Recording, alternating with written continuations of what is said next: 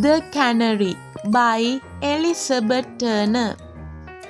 Mary had a little bird with feathers bright and yellow, slender legs upon my word.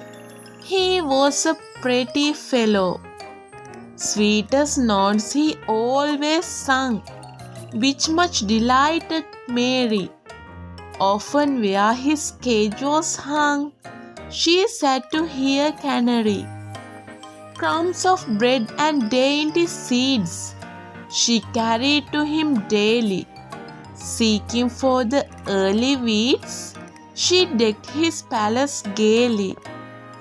This, my little readers, learn and ever practice duly. Songs and smiles of love return to friends who love you truly.